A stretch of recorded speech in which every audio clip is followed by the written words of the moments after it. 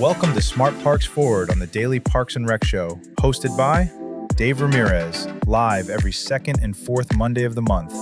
Sponsored by Outdoor Link, where we explore the technology, ideas, and innovations helping parks become smarter, more connected, and more impactful. Let's dive into the future of parks and recreation. In this episode, we're exploring how smart technology is helping parks become more efficient, connected, and impactful for the communities they serve. Let's get started. Good afternoon. Welcome to Smart Parks Forward with the Daily Parks and Rec Show. My name is Dave Ramirez, your host, and I'm glad to be here. Hope that everybody is enjoying, had a great weekend, and ready to talk a little bit about technology and smart parks and a few good stories ahead of time. Again, my name is Dave Ramirez. I'm a retired professional from Hillsborough County, Florida. Now work as the National Parks and Rec Specialist and Vice President of Business Development for Outdoor Link. And I am glad to be here. Today's show is going to be, we're going to talk about leadership. We're going to talk about innovation and impact in your communities. Pretty much every episode will explore a guest's career. We're going to go ahead and talk about how they got started, the lessons they've learned along the way, and the challenges they've overcome. So it's going to be a great conversation. We have a great guest today. We'll also, again, dive into, how they, our guests, are using smart technology to improve operations, increase efficiency, enhance safety, and better serve their communities. Because that's what Parks and Rec professionals do. Got to do what's best for their community and the residents. And of course, we're going to wrap up this episode with a story or two from the field. Because if you know Parks and Recreation, everybody's got a story to share and tell. So with that being said, I'm going to go ahead and introduce our guest. Our guest is Chris Kiddy, Athletics Manager from Hillsborough County, Florida, Parks and Recreation.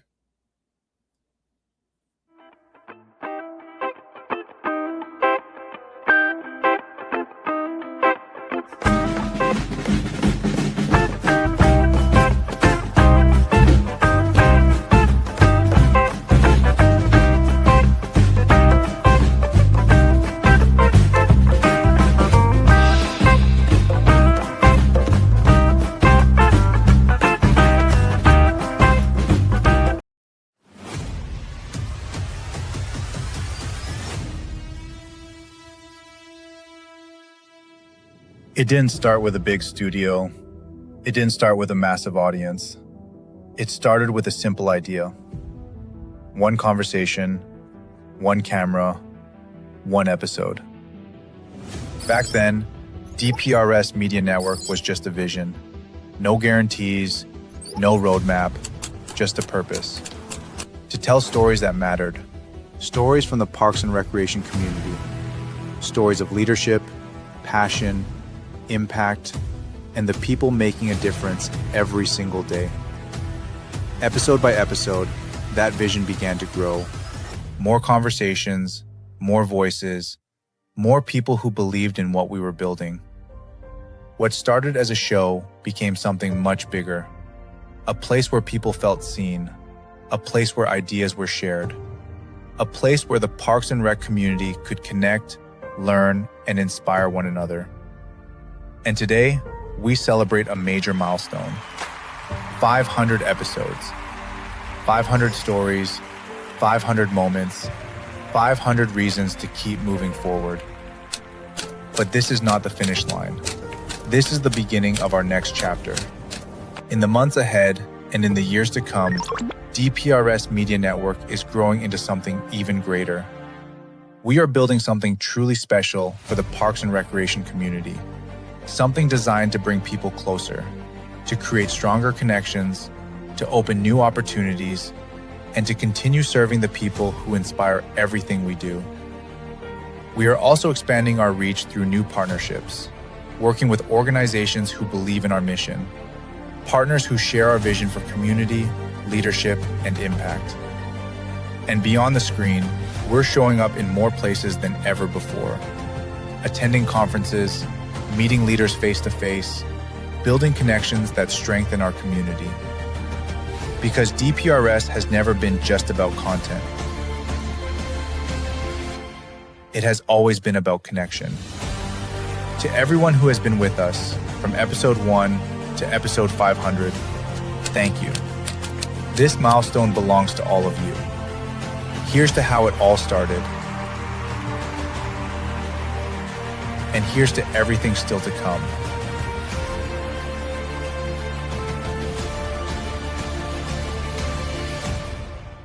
The future of DPRS Media Network starts now.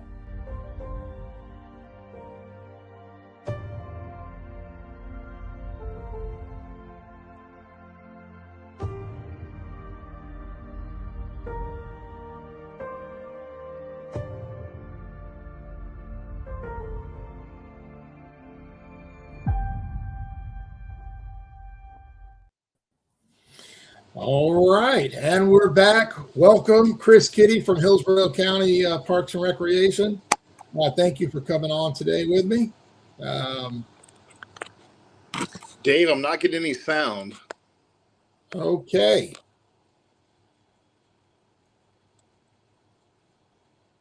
How about now?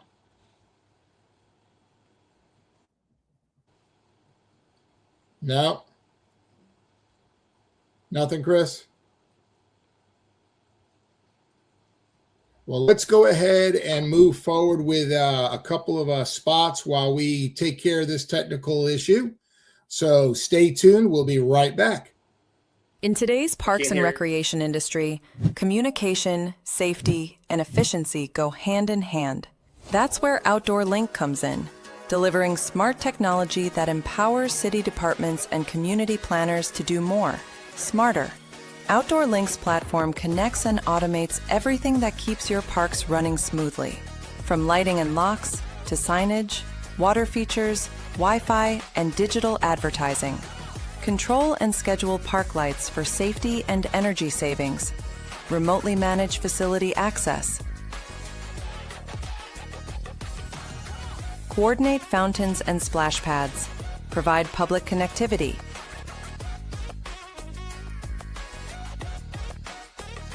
All from one simple, unified platform, giving you real-time control, data, and cost efficiency. For parks and recreation agencies, that means safer spaces, smarter resource use, faster responses, and stronger community engagement. And behind every great park story is great infrastructure. That's why Outdoor Link proudly supports DPRS Media Company, helping the Daily Parks and Rec Show amplify the voices of professionals shaping our communities every day. Outdoor Link, smart, connected solutions for parks, recreation, and beyond.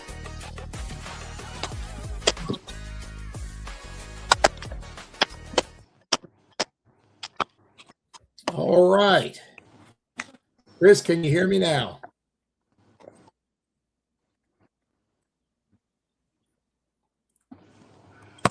Chris, can you hear me now? I can hear you now. All right. We are back now. There we go. Yeah. Hey, That was weird. well, technology, go figure, man. So As we talk about technology. I hear you. Chris, welcome, man. Thank you for being the guest today. Going to start a little bit about, I'd like you to tell everybody a little bit about yourself, your journey in parks and recreation, how we got to know each other, all that good stuff, man. I'm going to hand off to you. Yeah, I've had a pretty interesting story. I've been with Hillsborough County Parks now for I guess going about 18 years now. Probably be 18 years in May. And I say with Hillsborough County Parks because technically I started with Hillsborough County Parks and Recreation, but my whole career has not been with Hillsborough County Parks and Recreation. We worked together, back in 2008, 2009. I think somewhere around there, our departments actually split, and we had a recreation side and a conservation side.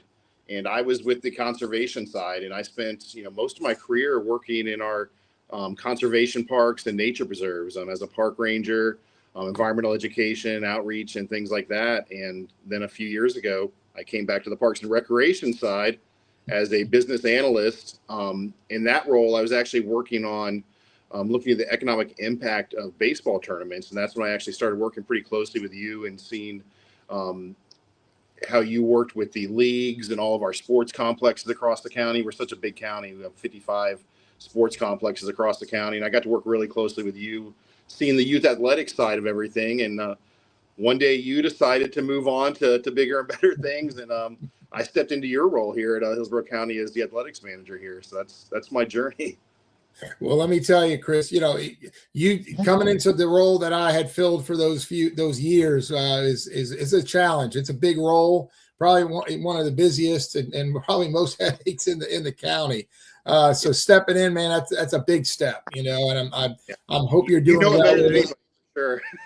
Yeah, I'm telling you, it's a constant, but you and I, we started working back in the day when we were in separate departments. Yep. I was doing nature camps and we got to work together a little bit on that. Yep. And running a major pitch camp out there. And I was actually a park ranger out there. Yep. Yep. So those are the fun times, the job, back in the day. And yeah, it's very unique when a big department that Hillsborough County had, when we did that split, it was just, the department was massive, you know what I'm saying? And I guess, for, financial terms or whatever, it was easier to break away and do two separate departments. And I know both departments have thrived over there in Hillsborough County and are doing a lot of good things. And like I said, man, you had you started over on the nature side and came on over to the recreation and athletics side. And tell me the difference on that. You know what I'm saying, on that transition. It's I love the conservation side. I was always really passionate about preserving our natural resource, especially here in Hillsborough County. We've got some amazing parks and preserves, and I really enjoyed being part of that and helping educate the public about that. But the transition over here, it was different. It was a lot more people based. Obviously, over there, there were people coming into our parks, but it was very just quiet and slower paced. Over here in recreation, you're right up front in the public, working with them daily. And it's just much faster paced, I would say. It's definitely a different vibe. For sure.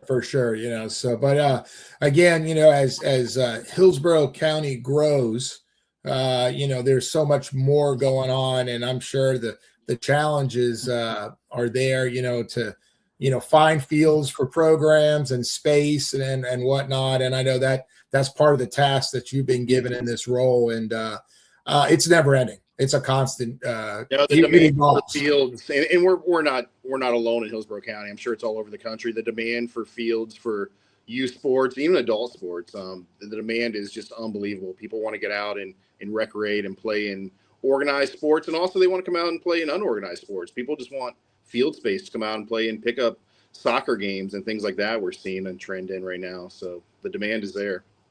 Yeah. So what do you have just a ballpark figure of how many kids are playing sports in Hillsborough County on those 55 sports complexes?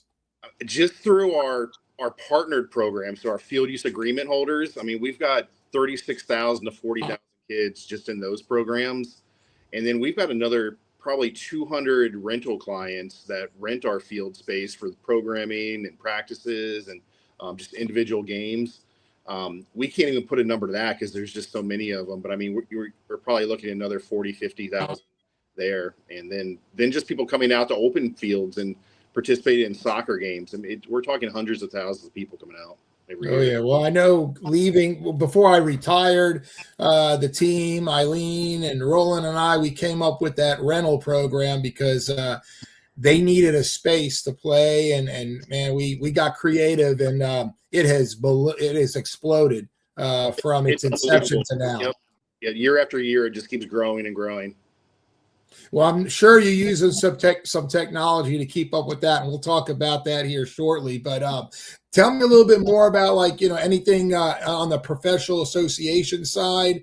Are you involved with any type of are you with NAYS or FRPA or NRPA? Where's your involvement there? So I go to FRPA every couple of years just to, kind of go there and network a little bit. And I love the organization. They're fantastic with the resources they provide and great networking opportunities for staff. I try to send a lot of our newer staff to those programs so they can kind of open those doors. I think there's just so much leadership training and things that I really like to send the newer staff to those. My big one is NAYS. I love NAYS. I think NAYS is just an amazing organization. And when I go there, I feel like they're just speaking to me in this role, having dealt with so many issues with youth athletics. I feel like they understand it, and I really enjoy going to the NAYS program. Yeah, well, I keep my certification even on this side now, so I'll be attending the conference here in Orlando in November. Yep. So I'll be there for the few days and get to take the classes and get to go through the expo and stuff. So I'm definitely looking for that. National Athletic Youth Sports Association, great organization, like you had mentioned. We do have a partner program here that is focused on youth sports as well. So definitely, I saw that in the intro. I want to take a look at that when we get done. It's a great show. Great ideas coming out from that too. So, but let's go ahead now. We went ahead and had a little transition, throwed a couple of extra videos. So I'm just going to sort of roll with it, not take a break here. And let's talk a little bit about smart technology in Hillsborough County. And then we may go ahead and do a little break in between the endings. So with that being said, I know a little bit of what's going on there because I was there for so many years. But, man, I would love for you to share with our audience, what everybody that's watching, what you're using, what's helping you guys do things efficient and for the best of your residents of the county. I think the biggest one, this better than anybody because you really got this started while you were here, is the remote light control. We're using Outdoor Link, and it's a game changer. Managing all those sites, 55 plus sites. I said 200 plus rental clients. We couldn't do it without having remote access. Being able to, especially with the rentals, where you don't have that kind of day-to-day, meeting with those customers and things like that. You're scheduling the rental, getting the payment, and you're booking them on the field. So being able to book them in the system and go in there and just plug in, like turn the lights on at 7:30, the rental's done at 9:30, turn it off at 9:45. It's a game changer. You don't have to have staff driving around and checking on the lights, making sure they're off. We're not getting the complaints of people calling and say, hey, the lights were on at Advanced Vogel till 3 o'clock in the morning or on all night. We can go in the system and make sure everything goes off automatically through curfews. It's a game changer. So that was the biggest one. We're getting into more technology now. We've got electronic locks, padlocks on our gates now. So we can act the same with the renters now. We can give the renter access to the field for a certain amount of time. Here's a code.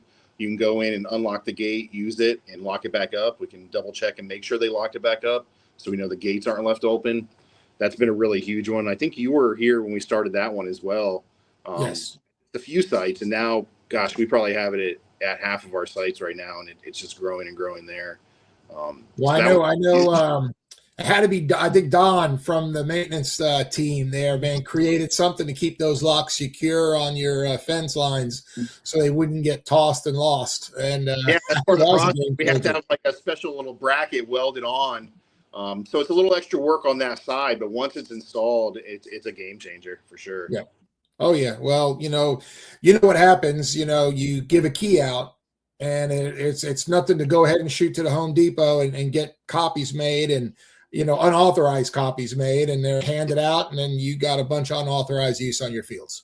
And that's exactly what's happening. And that's why we're transitioning so heavily into that, because anywhere where we're still using the keys, we're dealing with just so much unauthorized use. And we go there and there got people like, oh, well, I had a key. I'm like, okay, you're not on the list. You shouldn't have had a key.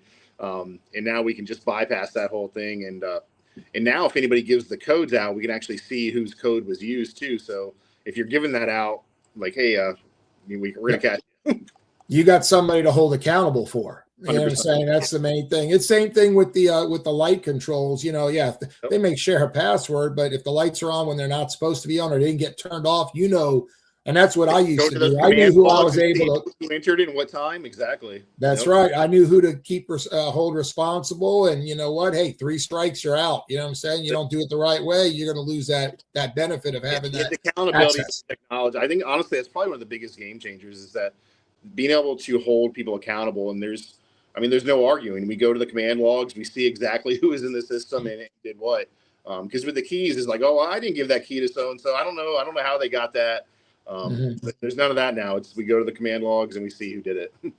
Yeah, well, I know we just you guys just ordered some new units to spread out with the camera feature. So you guys will be able to go ahead and get some live feeds, not security wise, but just sort of keep an eye on what's going on your complexes. And I'm sure that's going to help out, especially with the unauthorized use. Yeah, we're really looking forward to seeing how that kind of evolves and how we can use that in different ways. We already have the idea of when we see lights on that shouldn't be on in the system. Now we can go and turn that on. And is there a group out there? Is it a malfunction in the system? What's going on? Right there. And just being able to see the fields whenever you need to is huge. And we're really looking forward to that technology. Well, like I said, Hillsborough County is huge. And if you had to send somebody from the south side of the county to the north side of the county to go ahead and flip a light switch to turn off, between the mileage, the time, and everything else, it's just not feasible anymore. I tell people that all the time. We're the size of the state of Rhode Island, and we have a staff usually at night, so maybe 1 to 2 people on. So if you get a call, having somebody drive across the county, it could be an hour and 45-minute drive depending on where they're at. Yeah, no, it's nuts. So again, that's where technology is helping. Again, I always say that technology will never replace the Parks and Rec leader, but it's definitely going to help them to do their job better. Exactly. It makes us more efficient and just better at our jobs. And we're finding new ways. We talk about the locks and the cameras, the lights.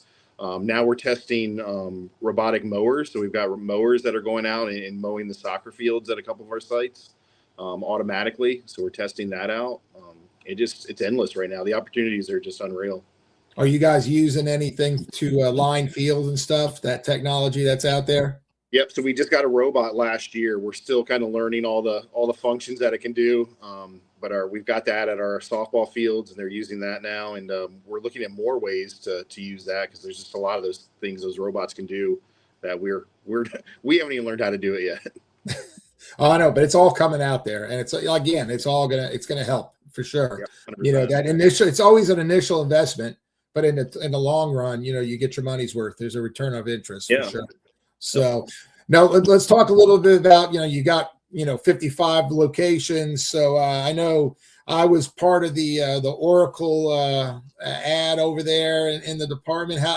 Tell me a little bit about technology when it comes to like organization, registration, collecting documents, that kind of stuff. I'm sure you guys are using that as well. Yeah, and you were, right before you left, they were still in product development. They were working on that on-base system, basically collect documents from our 50 plus use partners. So, as you know, each one of those has, I think, 13 to 18 compliance documents they have to submit, some of them multiple times per year. So it's about 900 different documents we have to collect every year from our FUA partners. And you started that on-base system. They built it from scratch, basically. It's on-base is a big platform, but then they build individual parts of it within it for what you need. And you had started building that, and we're full into that now. That's our kind of our holy grail. We go there every morning and see who's turned stuff in, who hasn't turned stuff in. I don't know how you and your team kept up with it before that, just doing through emails and folders and G drives. I can't imagine not having that technology of everybody going to one portal, uploading all their documents, me being able to go there, pick a team and seeing all their documents they've ever turned in. I truly don't know how you and your team were doing it before. Well, it was a lot of work. You know what I'm saying? It really was. It was a good portion of and responsibility of the team to get that stuff in on time. And as we grew, it had gotten worse. So the creation of on-base and that is really one of the first of its kind when it comes to athletics and whatnot. And again, that's where Hillsborough County stepping up to the plate with technology and trying to create tools Yep. to do the job more efficient and better. So Yeah. that was a lot. That was many months of. And I mean, just going the leagues. Obviously, they're all run by volunteers, so they're not. I mean, these aren't business professionals. They're just sitting in their office all day waiting to send over paperwork. So the communication going back and forth, trying to do that through email. I truly can't even imagine how you guys were doing that. Yeah. Hey, we did it for a long time, but now it's at least now there's a tool to help you guys get it done, and then again focus on other things. Yep. that are important out there, and there's so much more to I mean, that's what it's leading to. Now that we're not spending so much time doing that, we're getting more staff out into the actual field and doing compliance checks out there to make sure actually the people on the ground, the volunteers, are following the rules on the fields and not just looking at paperwork all day. Yep. Now I know when it comes to the you guys got the robots and the mowers and that kind of stuff. I know speaking to Greg and others in Hillsborough County in previous shows, you guys got things, irrigation and moisture monitors, and it's just amazing what's out there to just make the job easier. Yeah, and I don't get to go into those systems too much, but I talk to Greg all the time. Especially like the moisture monitor. I mean, I think that's going to be huge for us moving forward, and be able to link that up with the irrigation to only water when it's needed. That's going to be amazing. And they're still kind of testing that stuff out, but once we really get that implemented, that's going to be huge. Yeah, well, I know here, and like I said, this is home for me, and it's been dry, so I'm sure those fields are thirsty right now. So 100%. Yep. Yeah. So, well, let's do this. Let's go ahead and let's take a quick break. Let's throw an ad or two on there, and we'll come back and chat some more about technology and some stories. Sounds good. You got it. It started with a shared purpose, a vision to bring people together, to inspire, to learn, and to lead. And at CPRS Conference 2026, that vision came to life. From every conversation to every connection made, this wasn't just an event, it was a community in motion. Ideas were challenged, perspectives were expanded, and leaders stepped forward, ready to shape the future of parks and recreation. At DPRS Media Network, we had the privilege of capturing it all. The passion, the innovation, the stories that deserve to be seen and heard. Because these moments don't just stay here, they ripple outward, into communities, into programs, into lives. To the organizers, the speakers, the partners, and every single attendee, thank you. For showing up, for sharing your voice, and for being part of something bigger than all of us. This is more than a conference. This is a movement. And DPRS Media Network will continue to tell your story every step of the way.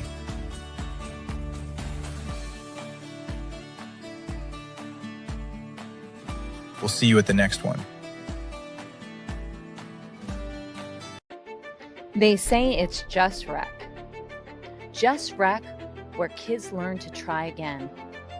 Just rec, where confidence begins. Where teamwork, effort, and fun matter more than trophies. It's not about perfection. It's about participation. It's not just rec. It's where kids learn to love the game and themselves. It's just rec until they learn teamwork for life. It's just rec, but it's everything to them.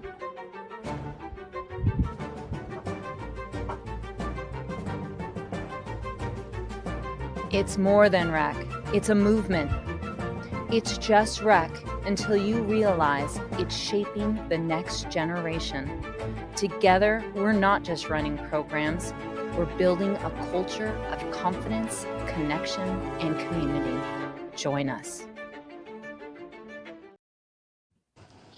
All right, we're back. Couple great ads just about shows and what the focus is about the podcast here. So in general, and the DPRS network. So I was watching that, and I'm going to take a step back. We talked a little technology, Chris, but we dabbled a little bit in the recreation play versus competitive play, and there's a lot. It seems like now there's a lot of focus on more of that recreational experience. I know travel is there; it's not going to go anywhere. Competitive's there, but I know I think there's been a sort of a switch where we need to focus on programs where kids just need to go out and have fun, learn, and just play.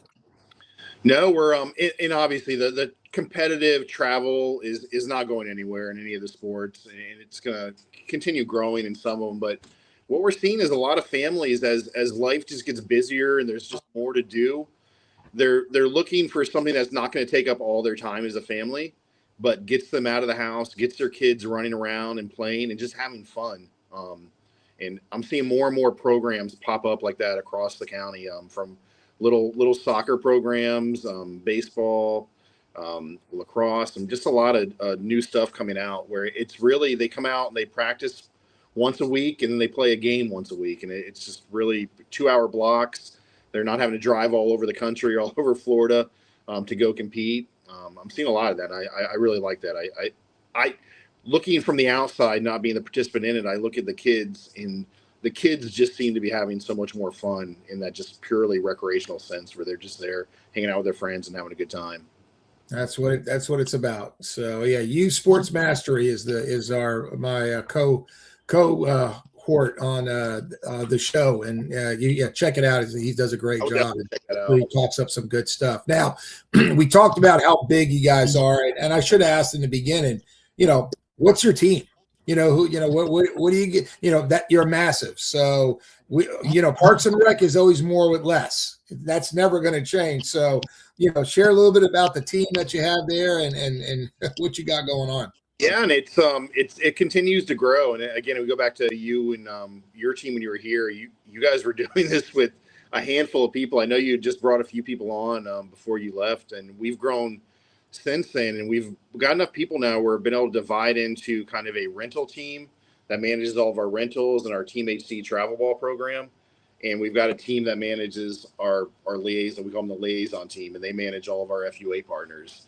So we've got managers of each of those divisions, and then they have staff, and we have liaisons that go out and check on the teams, making sure they're complying with their paperwork and doing things right on the fields for the league stuff. And then we've got the rental liaisons who go out and make sure and check on the rentals, making sure they're locking gates up like we talked about, and the coaches have all their certifications that they're supposed to and things like that. So the team has really grown. But it's still a lot. As you mentioned, we're so big. It's so many different leagues and teams. Yeah. Now let's talk technology. And for youth coaches, there's a lot happening in the state of Florida. There's some changes coming about background checks or whatnot. If you could touch on that, because there's a technology part to that for sure. Yeah, so that's the big talk right now is July 1st. The clearinghouse is coming. Anybody who is in youth sports knows exactly what I'm talking about when I say that. It's the law that passed probably a year or two ago about requiring all coaches, managers, and umpires, referees to have level 2 background checks, which requires fingerprints and going through the state. It was a big change. Before that, you could do an FDLE background check. Anybody could get one done in literally 15 minutes through the express FDLE check. This level 2 adds a lot to it, and it's going to be going into a clearinghouse, but there's been a lot of delays. The law was supposed to start last year. It was really hard for a lot of organizations across the state to get into that. The clearinghouse wasn't even ready, so they were going to go through the VEX portal, which was another part of the state, through the FDLE, and now that's going away, and everybody's going to the clearinghouse, and that's going to start on July 1. We don't have all the details yet, but I've been getting a lot of updates from FRPA. You talk about our conferences and our partners throughout the state. Just got an update from them that everything is looking good with the clearinghouse being set up. A few loose ends of transferring some stuff from the FDLE over to clearinghouse, but we're going to look like ready to go on July 1. Wow. And that's another extra responsibility. Hopefully, if it's a website or anything that you have access to allows you to go ahead and obtain the information, check information and whatnot in a timely manner. No, honestly, it's going to be great once it gets set up. It's a big financial burden for these nonprofits and leagues to right off the bat, because it costs a lot of money to do the level 2 background checks. Mm-hmm. They've got to take a big hit right off the bat with getting into this system. But once they're into this system, it's good for 5 years. It does continuous checks. And if you're registered with one organization, you go to another organization, your background check's there, so nobody else has to pay for it again. So long term, this is going to be huge for protecting kids in our state. It's going to be fantastic having them all in one central database. And that's the most important thing is the well-being of the children that are participate in these leagues. Yeah. So you want the right people mentoring and coaching your kids. Bottom line. Exactly. That's it. That's what this is all about. I know it's we hear from a lot of the leagues. It's hard on them because these are volunteer-run organizations. They're doing this. They're working their 40-hour week jobs and trying to run these organizations on the side. It's a lot of work for them to do all this. So we hear a lot of like, man, this is so tough. But in the long run, it's going to be great for the kids, and that's really what it's about. Yeah. Well, you had mentioned when I started the role back in the day, man. When I started the role, there was 2 of us. And then we grew one soon after. About that. I can't even fathom how you guys are doing that. Yeah, and I know a lot of my team is still there with you, and I'm glad they are, and they do a great job. And you guys definitely support the team. You know what I'm saying? The department as general. Really make sure they have the tools and the things that they need to do the job right is happening, and technology definitely is involved in that to just make things happen better. So keep up the good work out there, man. It's crazy. I've been gone for 3 years now, and I still get calls every now and then, or somebody will hit me up on LinkedIn or Facebook or something to ask me a question. So, I'm that guy, Chris. I'm going to work with you, man. If I know the answer, I'll just say, well, this is where it's at. If not, I'll be I still reach out to you and ask you questions sometimes about old leagues and people you worked with. Yep. No, that's what it's about, man. Communication. You know what I'm saying? You gotta go ahead and stay in the know. And, I like I said, my career in Hillsborough County was amazing. I had such a great time, did so many really good things that I feel good about. While I was there. So, and then I still live here. So I'm still involved. If I'm running by a park at 11 o'clock, 11:30 at night and see the lights on, I'll probably give you a call. Hey, get in that system and turn that off. I don't know about turning them off, but I'll let you know so you can let somebody know to give me a go call. Turned off. Oh man. So, but good stuff happening in Hillsborough County. So let's now we'll shift here a little bit, and let's I always like to go ahead and talk stories, because a lot of folks that are watching our shows are sort of new to the Parks and Rec field. So I think it's important that there's always a story to be told. I know coming up in my career, I always ask questions to folks that had more experience or time than I did. And that I give them a lot of credit of where it led me. Until I retired and stuff. So Chris, let's talk some stories, man. I know there's plenty in athletics and stuff, but let's think back here. Let's go earlier in your career first.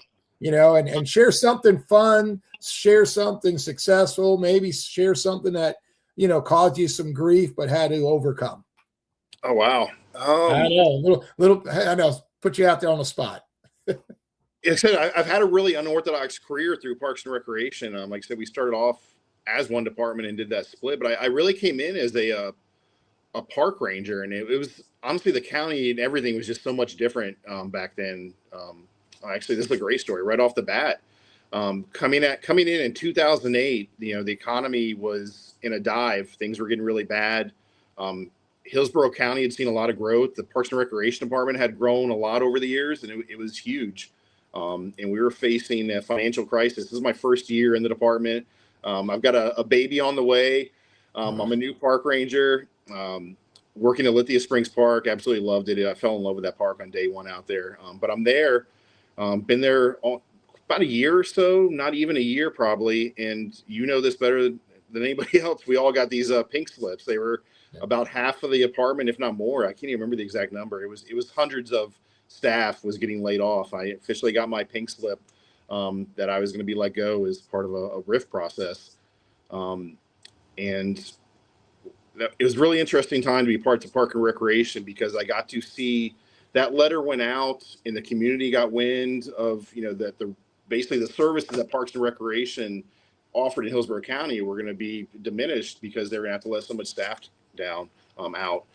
And the community really came together and rallied behind our backs and really fought for Parks and Recreation to stay around. And we found some creative ways to stay operational. At Lithia Springs, we started charging a swimming fee and things like that, and found ways to, have some cost recovery.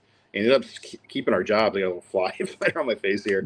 But that was just a really amazing time right off the bat. I learned how valuable Parks and Recreation is to the community, because I went to these meetings. I mean, hundreds and hundreds of people that we didn't know came out to support us in our parks. Honestly, from that moment on, I just felt really proud to be a public servant and to work for Hillsborough County, and knowing what we were doing just helped a lot of people.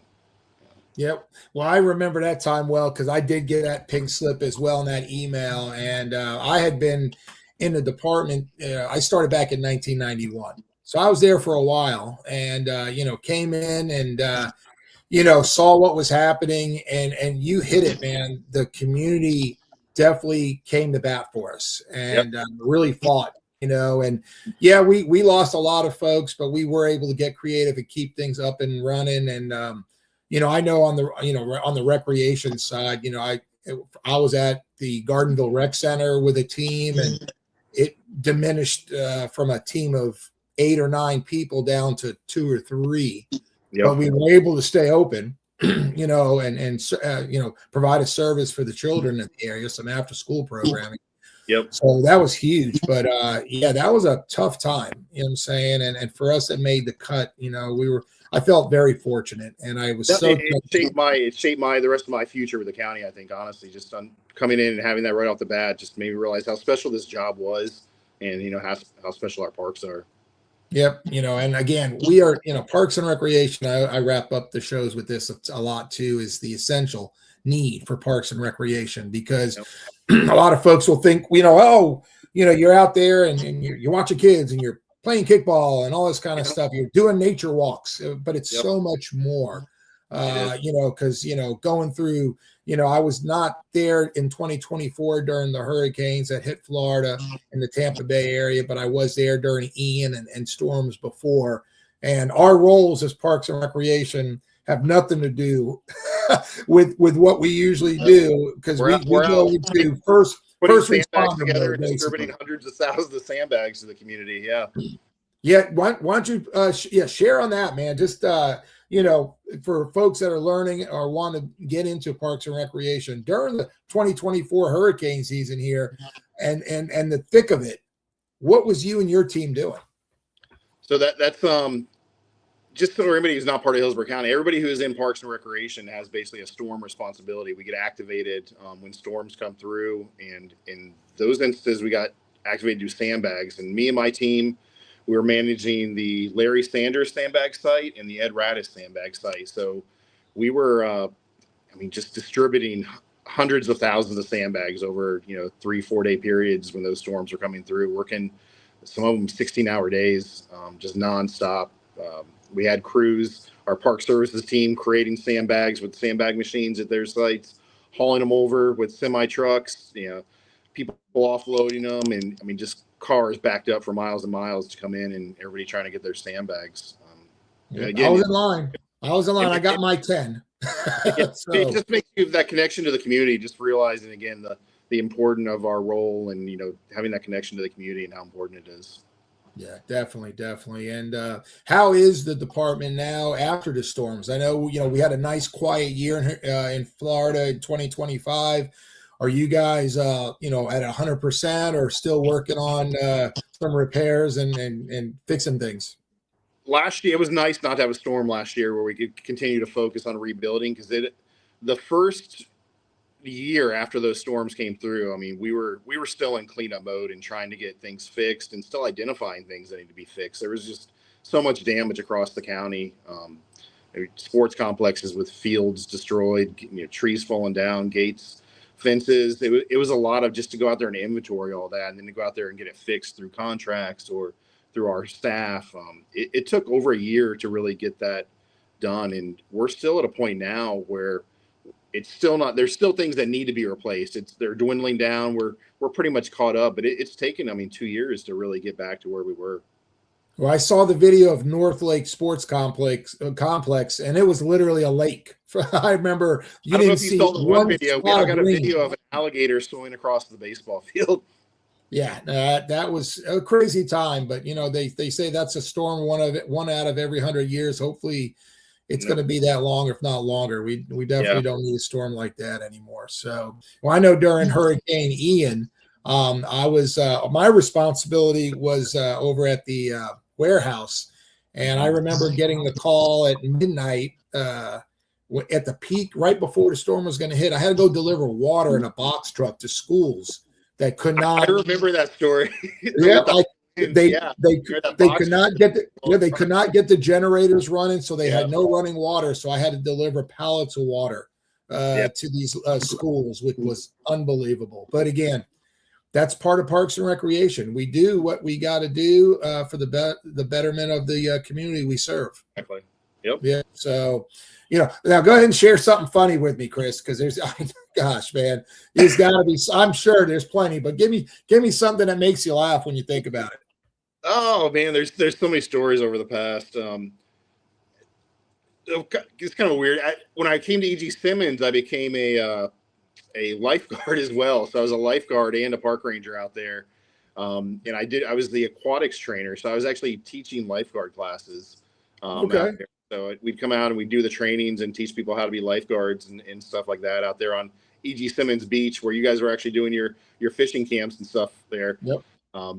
You guys were actually there during the summer one time when I was doing a class. But I had this big bodybuilder guy come in and he wanted to be a lifeguard. He came in just really jacked up, ready to be a lifeguard, was kind of a little arrogant, going through all the training. And we got him out there in the swim test and doing the channel, and he's out there trying to swim through the bay in that channel. And we actually had to go out and rescue him and bring him in. And that was the end of his lifeguard training. We never saw that guy again. Well, he didn't come on over and teach fishing and outdoors with me either. So nope. Yeah.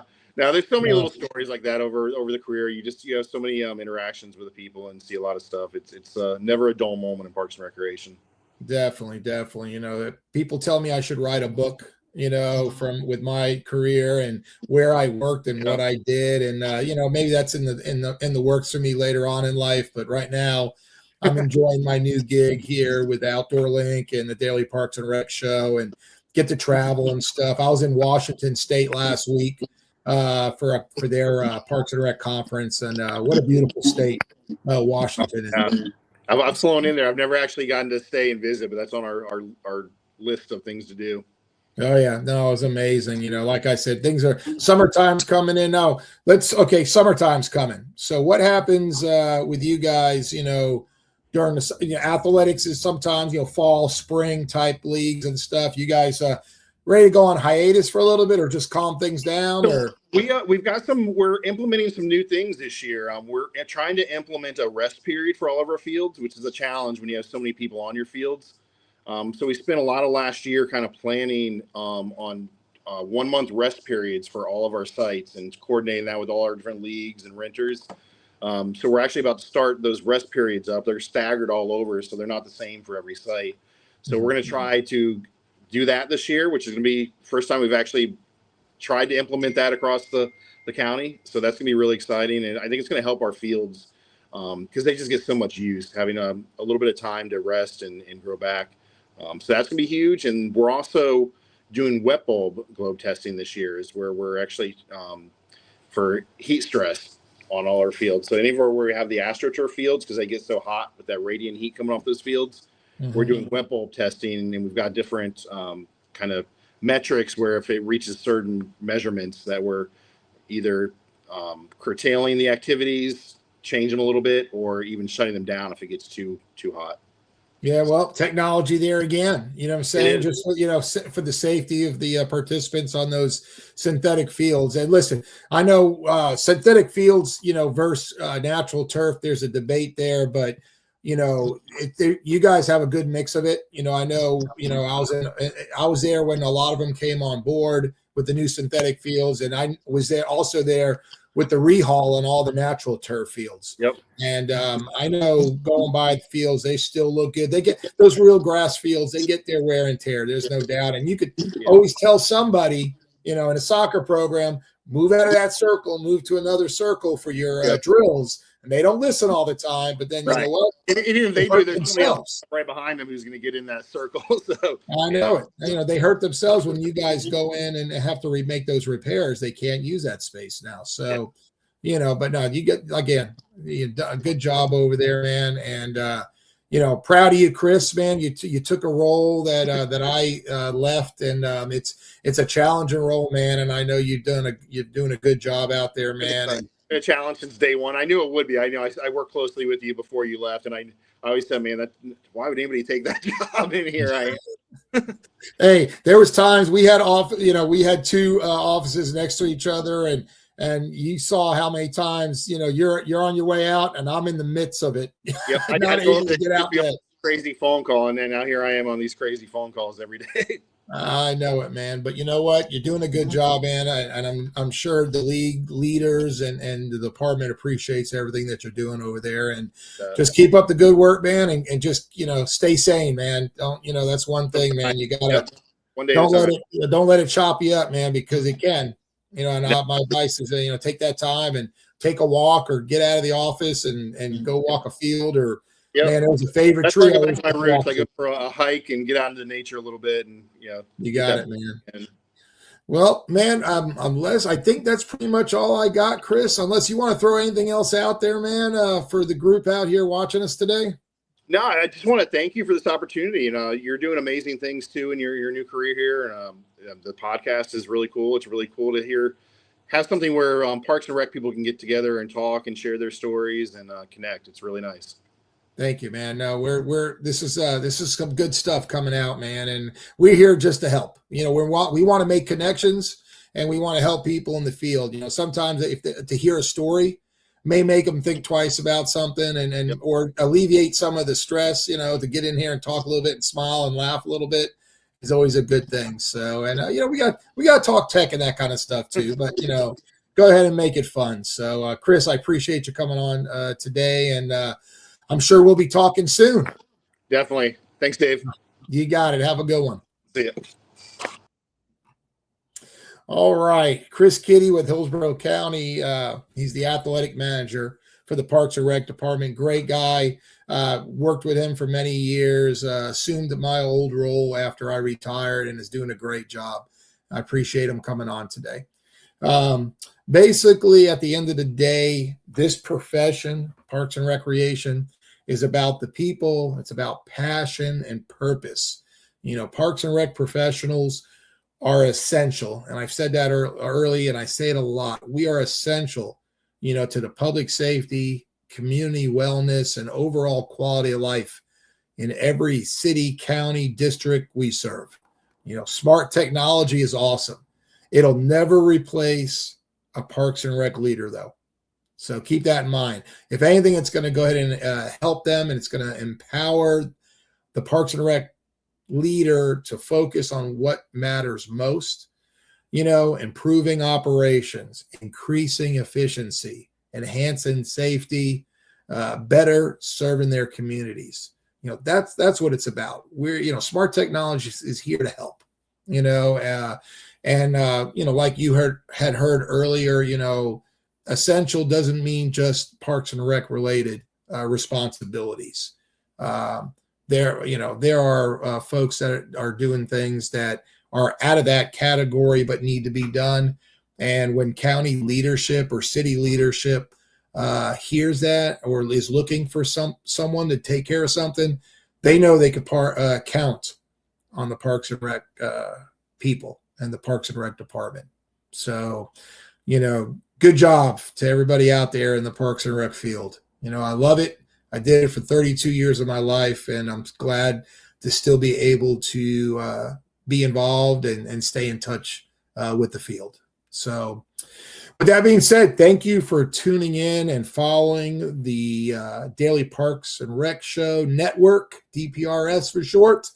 We offer a huge variety of shows that focus on leadership, sports and athletics, after-school recreation, maintenance, aquatics, military recreation. I'm trying to remember everything we got going on. Parks and your health, young professionals. You need to go ahead and learn or hear something. DPRS Network is where to come. So check us out. We're on all different social media platforms. We are now on Spotify, so you can check us out on Spotify. And there's also a weekly newsletter that you could go ahead and sign up for, just to go ahead and hear what's going on at that moment. So good stuff ahead. I'm happy to be here, and I'm very thankful. So with that being said, next episode of Smart Parks Forward is scheduled for May 11th, 1:30 p.m. Eastern Standard Time. Thank you to the entire DPRS team and everybody at Outdoor Link for your continued support. If you're interested in Outdoor Link smart controllers or services, or would like to be a guest of my show, reach out to me. Let me know. Would love to talk with you about it. Again, I'm going to wrap it up here. My name is Dave Ramirez. Thanks for listening and watching today. And remember, parks and recreation is essential. That's a wrap. Thank you. In the parks and recreation industry, attention is limited, but influence is everything. Every day, thousands of parks and recreation professionals make critical decisions. Decisions on infrastructure, programs, technology, and vendors. The question is your brand part of that conversation? DPRS Media Network was built to answer that question. We are a dedicated media ecosystem focused exclusively on the parks and recreation industry in the United States. Through a network of daily and weekly shows, we inform, connect, and influence this audience. Our distribution spans multiple platforms: LinkedIn, Facebook, YouTube, X, Instagram, plus email campaigns, newsletters, podcasts, and live event coverage. This is not a single-channel strategy. It is a multi-platform media engine. Today, our network reaches over 214,000 connections, including 51,000 on LinkedIn, 64,000 on Facebook, nearly 40,000 email subscribers, and thousands more across podcast and social platforms. While some audiences overlap, our true value is not just reach, it is relevance. We speak directly to parks and recreation directors, program managers, and industry leaders, an audience that is highly targeted and actively engaged. Through DPRS Media Network, your brand integrates seamlessly into this ecosystem. Through sponsored show segments, targeted advertisement placements, podcast features, and host-read promotions, even custom branded content. Not as interruptions, but as part of the conversation.